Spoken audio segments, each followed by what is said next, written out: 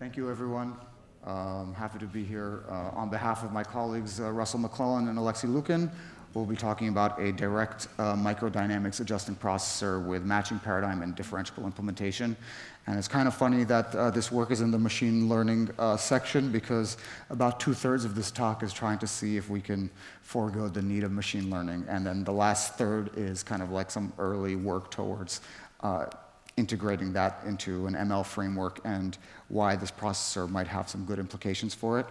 I also need to say up front that at our company, we had just gone through a Google migration, and as a result, the demo website with audio, unfortunately, before I got here worked, and now doesn't quite work. So I will try to see if there's a way that I can send supplementary materials to everyone after the fact.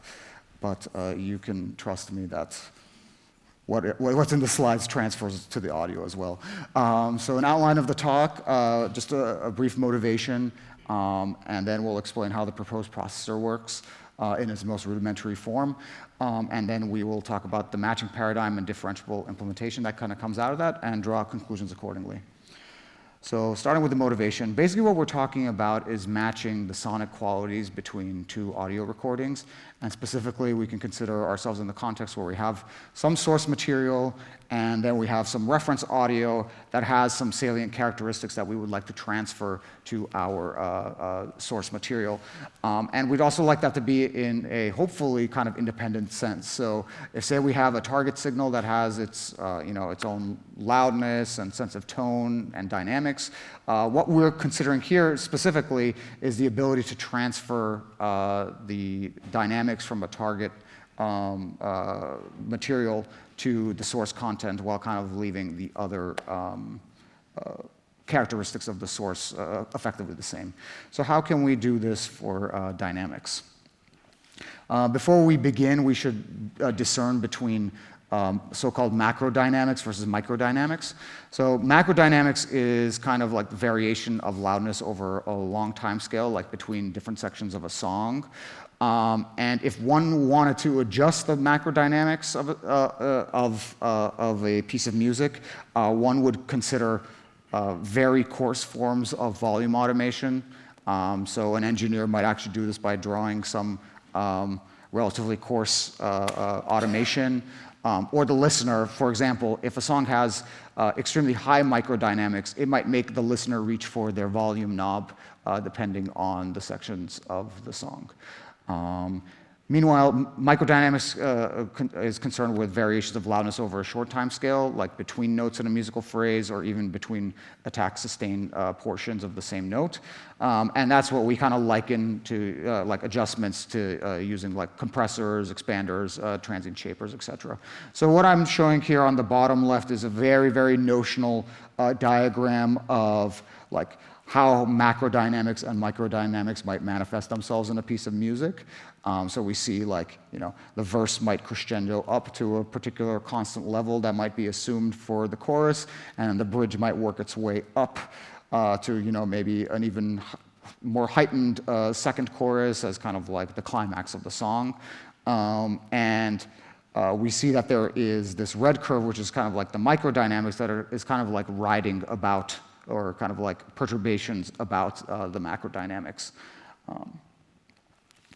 So what we can kind of think about is like if we wanted to do this using kind of like a core DSP technique, where we, basic core DSP is my way of saying like non-ML way of doing this. Aspirationally, we can kind of consider like a 3-stage paradigm to creating a matching algorithm. And this is one of the motivations around this work. So notionally, you could imagine that you first need to consider constructing a meter that measures the salient characteristic of interest, basically like the sonic quality that you'd like to be measuring or metering. And then you need to devise some sort of processor which can directly control that salient characteristic. And then lastly, in the matching algorithm, you'll aggregate metering data from the source and target signals, and then there should be some procedure that could infer suitable parameters to set the processor that it already has direct control over the salient measurement, basically. So how does this work? I'm just going to give an example of like this in the context of equalizer matching, which is well studied and considered fairly straightforward. In this case, the meter is kind of basically our spectrum analyzer that is showing the magnitude spectrum, and our processor is the equalizer itself in whatever flavor it takes on. And how is this processor a direct, controller of the meter? Well, you know that if your input had a particular spectrum, and then you put a particular, you have a band that boosts a particular frequency range, and then you look at its spectral measurements, or its metering data, that the metering is affecting will now be affected at exactly the points where the processor basically told the meter to be increasing in the output. And the matching procedure involves aggregating target and source spectra and taking their ratio. And if you're using some sort of parametric flavor, then fitting bands to approximate this match spectrum. Even at DAFx conferences, we've gone through some of the parametric and graphical kind of versions of that. So the question is, what might be an analogous pipeline for microdynamic range processing? And it gets a little bit hairier because it's kind of like an inherently nonlinear processing compared to this equalizer matching, which is a little bit more straightforward. And to get into this, we'll kind of like hearken some of existing work. There's this one thing called the loudness dynamic range. And it's basically an objective measure of microdynamics, and it has a decently high correlation to subjective ratings. And it works by defining what we call in our paper the relative level, and this is effectively the ratio between short and long-term amplitude windows. And they use integration times, as you see here, for the short 30 milliseconds and for the long 3 seconds. And effectively, all this amounts to is measuring a running RMS, which has been integrated with these different time constants, and then taking their ratio. And this is kind of like a real-time measurement in that there is a relative level measurement at every sample. And then the LDR itself, the actual measurement of microdynamics in the signal, involves some sort of order statistic of this measurement. So it's either defined as the max or some high percentile of the relative level. And there's also been some multi-band extensions which show some improved perceptual correlation. So we just kind of take some influence from this, as you'll see in the next few slides. Now, in terms of existing dynamic range adjusting processors, we know that probably the most ubiquitous are in the form of the compressor and the expander. And I wish that someone in the room had created an audio textbook that kind of goes over this in great detail. But in any case, just to briefly review how this works, usually a compressor works by defining kind of like a stateless characteristic curve parameterized by threshold and ratio. And we can use that to kind of carve out a stateless gain trace. And then we can also apply specific attack and release ballistics, which basically dictate behavior kind of in rising and falling mode. And then there's also this notion of a makeup gain, which you know that especially if you compress, you're probably the signal strength is going to go down. So you might want to boost up the overall signal so that it maintains the same level, et cetera. So, but there are problems with the dynamic range compressor and its cousin, the expander, and that's simply, we have this beautiful neutron 3 compressor, and we've set it up in certain ways. 10-to-1 ratio should mean that we're squashing it real good and our signal real good and nice, but we can ask ourselves, like, what does this compressor setting actually sound like? And the answer is, okay, well, we have a signal here, and it's looking like, yep, it's squashing it real good, but then we I have another signal here, and it doesn't do anything. So the answer is, it depends. And to be a little bit more succinct in terms of the problems with the dynamic range compressor, firstly, from kind of like maybe a UX standpoint, there is not like a single parameter that has direct control over microdynamics, in that threshold and ratios need to interact in very complex ways. The compressor also has a dead zone, which means that, as we showed here, if the threshold exceeds the highest level, no processing is applied. And the processing is level dependent. Basically, if you apply a static gain to the input, it might give different results. So can we find a processor that alleviates all this? And the TLDR is that we can do this by combining the notion of that LDR metric, and then we're going to steal some of that user configurable compressor ballistics because it just makes for a neat parameterization. And at the end of the day, we're going to have a single amount control that directly controls the signal microdynamics as defined by the ballistics, and it'll be level independent or kind of be threshold free by default. And this is because we're operating on the relative level and not on the absolute signal level. So we basically build a generalized relative level meter into our processor where we have a similar ratio, and we can define short-term envelope by means of a specific attack and release. And we have a slightly more generalized version of what attack and release means because we don't have a threshold that we kind of compare to anymore.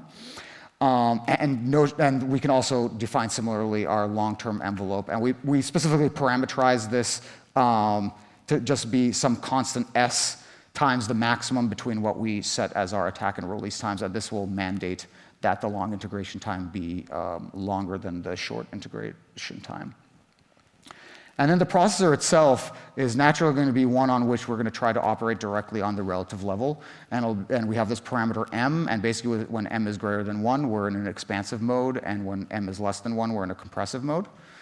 And to convert it to a processor gain, we basically need to take the ratio of what happens when we actually try to apply some sort of adjustment of this log relative level and the original relative level that we had. And we see that the gain trace ends up being like nothing more than just taking the measured relative level to a particular power. And we see that obviously when, like, say, m is equal to 1, we get 1 minus 1 is equal to 0, and we get that we're applying no gain to the signal. And we can also expand this to multiband, where every subband has its own ballistics parameters, makeup gains, and amounts. And what we show here is first showing, basically what this rise and fall time characteristics look for for different values of our attack and release time, and then notionally showing on kind of like an impulsive-like signal what happens when this m parameter is changed. So when m is equal to 1, which is actually equivalent to the input, that's our signal, this dark black one. And we see that when we are in m is greater than 1 regime, we're really kind of tightening this impulse. And when m is kind of less than 1, we're kind of providing more of a compression or kind of like smoothing out that particular transient. But note that unlike a transient shaper, we're not doing an explicit detection of transient and non-transient regions. So kind of going into the matching paradigm, our matching criteria here is basically going to be the standard deviation of this log relative level. And if we kind of assume kind of like a Gaussian assumption on what the log relative level takes on, we would ideally expect that if we had a certain microdynamics measurement and we wanted to match the microdynamics of the target, that they would be related in this particular way as their ratio of these standard deviations. And this is not exactly true in practice, but we do see a monotonic relation, as can kind of be seen on the right. And this is basically pretty instructive for us to be able to formulate an efficient matching algorithm, where basically what we do is we iterate. We begin with an initial guess that is given by the ratio of the target microdynamics that we want to achieve and the existing microdynamics. And then we'll see if that's good enough. And if not, we measure how the change in microdynamics manifests itself as a function of a change in the parameter m. And we can kind of use this to refine the guess and kind of create a delta for us to get a new m, et cetera, et cetera. And then after that, we can learn a makeup gain for matching the processed and input RMS. And this is more important in the multiband case, where suitable makeup gains basically is applying some sort of coarse EQ match. This is to say that we don't want dynamics processing in a multiband context to mess up the spectral balance of the input signal. And what we're showing here is that for known values of m, like if we just took a signal and then processed it, and we just want to use that as the target, we see here that after a few iterations, we kind of converge on the ideal values, and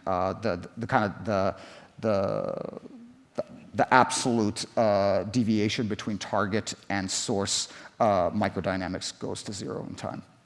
So that basically is how we do this for the dynamics matching paradigm. And because I have about 30 seconds left, basically the differentiable implementation involves, I think that we've seen this being exploited at DAFx often, is that you can basically create a custom recurrent layer for just about anything. And so we basically created a differentiable implementation of the standard compressor and this processor. And we use that to just kind of wrap it around an optimizer to see if we can back out parameters for various toy problems. So in this particular case, what we're trying to show is that when we do a random initialization of parameters, both the compressor can work just fine. But if we initialize it at its kind of bypass state, where the threshold is equal to 0 dB and ratio is equal to 1, we see that optimization fails completely, where when we do the similar version for our processor, that is not the case. And what we can basically see is that this goes back to that dead zone, where if we do an empirical gradient kind of measurement, we see that there's basically no gradient until the threshold crosses like the signal level, whereas we have a rich gradient even from our kind of bypass initialized state. So the threshold in the standard compressor may complicate its use in end-to-end ML applications, is basically what we're saying here. I will try to get supplemental materials to people at a later junction in time, and I'm sorry about that.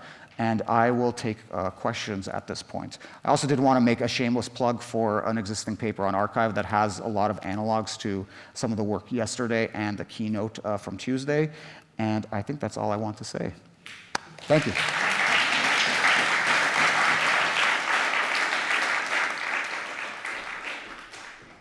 for the great talk, Shahan. Okay, any questions? Anybody? Yes.